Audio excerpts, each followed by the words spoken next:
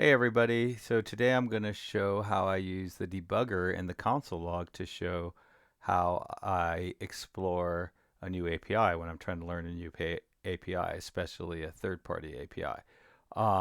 Yet last time I used TypeScript to sort of dig into these APIs, and that is incredibly helpful. And then but you can also use the console log, and so you can just do something like this: console.log camera, right? So I can see, I misspell camera all the time. So I can see that, and then I can come over here and I can look at my console and I can see my camera and I can see all the things that are in it. So like it's kind of funny. There's like an is camera in there. I just passed it. There's the far that we talked about before, which is 10. And so one thing you can do is you can say, you could tell it like to, let's see, let me make this a little bigger and refresh. And I'm going to put a breakpoint there and I can reload. And so now it's stopped here, which is the wrong spot to be stopped at because camera doesn't exist yet. So I'm going to run it to the next spot, to line 27. So now it's stopped on line 27. And if I go over to the console log, I can say console, I can say camera. I can just say camera and I could type that in and it'll show me my camera. And I could say like camera.far,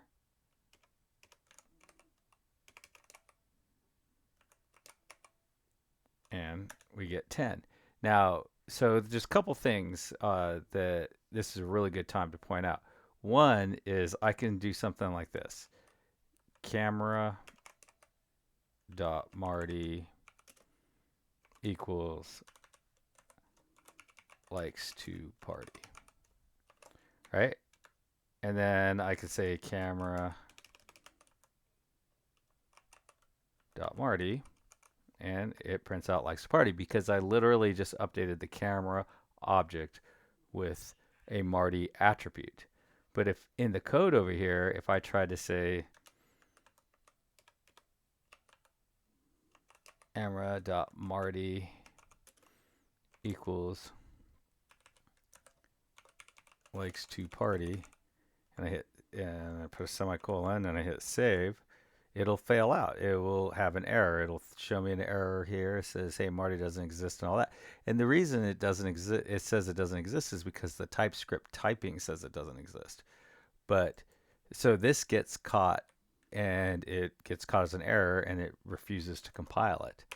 So if you hit save, everything's back to normal. But you may wonder, well, then why can I do it over here? And this is because this is pre-transpiled code. This is post-transpiled code. In real time, JavaScript doesn't know anything about TypeScript. TypeScript does not affect JavaScript. And in runtime, it doesn't care. The code in your browser in the JavaScript doesn't care what the TypeScript says is supposed to be there or isn't supposed to be there. And so that's like something to keep in mind, is that especially if you've like kind of cut your teeth on Angular, um, you may think, oh, this sort of camera dot Marty not being able to be set, or attributes that don't exist not being able to set, is a JavaScript thing, and it isn't. And it's something you can do in JavaScript, and it does lead to incredibly bizarre errors in lots of places and stuff like that. So Angular is actually doing us a huge service by preventing this behavior during transpile time. Um, so, anyways, if I hit run here, we can see that. Let me hit run again, and we can go back over to the console, and we can see our perspective engine, and we can look through here, and we can even tweak things. We can change things if we want. Um, but uh, let's. Here's a second interesting thing I would like to point out. If so, camera dot position. Okay, so I'm going to say camera position.z. I'm going to console log that out.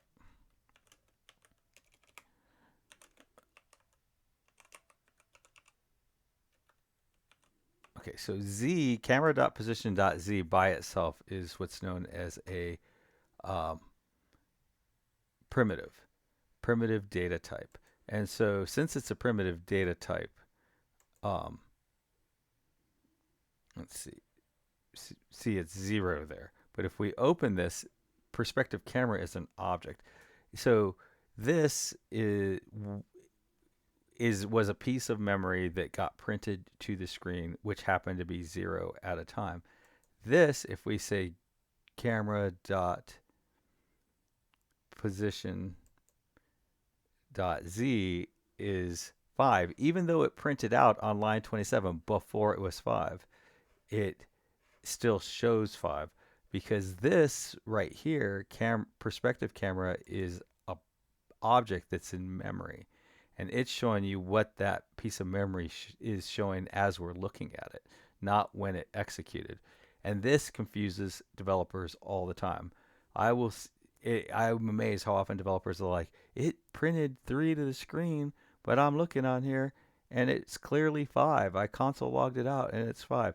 If you don't break it all the way down to a primitive, then you will have you will have the current value that's in memory.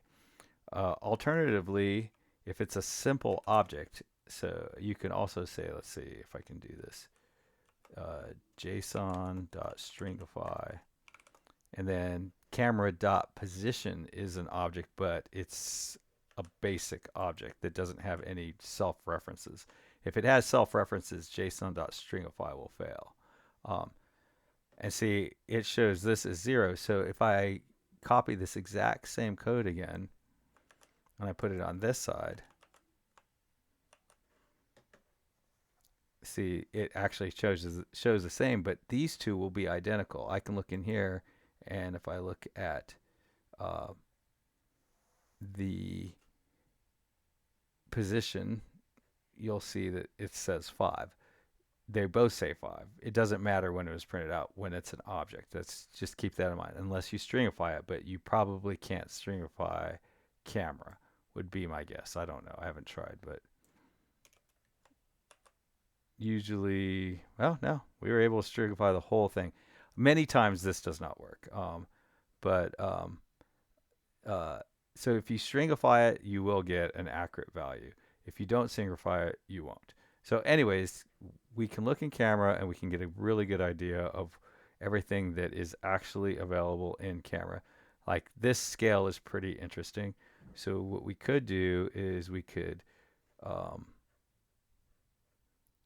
we could go into the code and we could stop it right there and we could reload. And in real time, in the debugger, we can say camera dot, and then we could say, what was that thing? Zoom? It wasn't Zoom. I can't even remember what it was.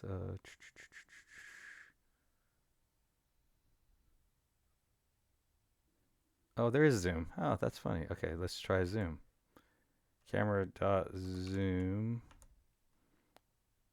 Let's see if we can say equals 10. Enter and hit run. That didn't do anything. Let's see what we got here. Up in here. See, camera dot scale. That's the one I wanted. So let's reload. Go back to our console log. Camera dot scale dot, and then set. No, I bet you set. Let's see, scale dot x equals 4. See if that does anything. Oh yeah, see now it's like all distorted. Um, so you can actually change things in real time and all that. And again, that this is why crazy bugs can happen in JavaScript, especially like if other third-party libraries are loaded up, and like ads and stuff like that are notorious for screwing things up. Um, so, anyways, we're looking at camera now. Let's go ahead and let's look at console.log and scene. So now we can look at what the scene has. Let's go ahead and get rid of our breakpoint. Run, and let's go ahead and look at what a scene has in it. And the scene has a background and cast shadow. We can say whether it casts shadows or not, whether it has fog or not, apparently, or what kind of fog it is or something. It's got layers. This has one mask layer, one apparently. And this is kind of a good way. It has a position, which is kind of weird. You know, this scene has a position. Maybe you can have more than one scene for a camera. It also has a scale. Um, and that's pretty interesting. It has an ID. Um, and, you know, like that's kind of thing that you will probably, you know, whenever, if you start to look at like tutorials and stuff like that, you'll be more familiar. It'll be a little easier to pick up what's going on, pick up what they're putting down. Let's see, let's check. Go ahead and check out our geometry. So our geometry has like something called attributes, normal, position, UV, and then it has groups in it. So like this thing has 6 groups, which I'm guessing each side is a group. We can always open up and look in there. It doesn't really mean a whole lot at this point. It's got a material index, a count. It says where it starts. Has a drawing range, which is from start to infinity.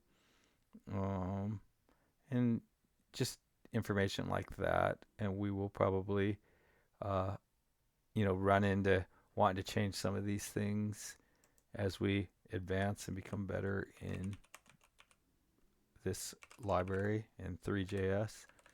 Let's go ahead and look at material now. So there's not many left. I think render is all that left. So, you know, this should be done here pretty soon. Yeah, so we got our material, which I think materials are very, very confusing in Angular. And you can see that they are extremely complex. There's tons of them. They have scales and precision and sides and stencil fail and stencil references and just all kinds of crazy stuff in there. I imagine if you can make your own materials, I bet.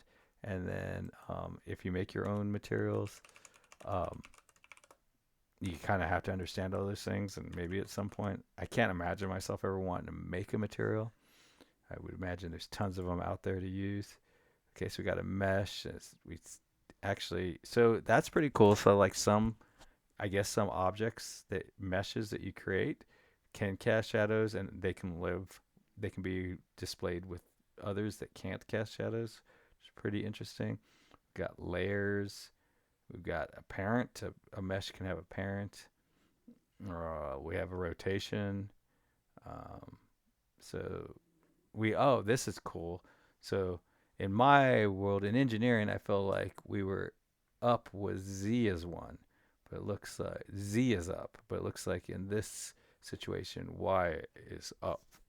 And I know that there are like physics engines and stuff like that that may go with Z being up. Um, and so maybe it makes it a little easier to keep everything in sync between a physics engine and this and Three.js if you sync those up together. And last but not least is renderer. And I wonder about this renderer. I'm a little nervous about when we try to move this stuff into a service if renderer is going to still work, because renderer is a very impure function. It looks like it doesn't, you don't send it anything other than, you don't send it like any linkages to materials and things like that. So anyways, we'll find out when we get there. That'll be interesting. Oop, console.log.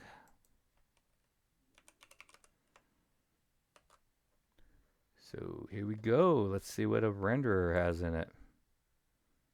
And there's that. And I kind of did this. Oh, it's got a compile. That's really neat. I kind of did this like acting like it's sort of linear, or like I do the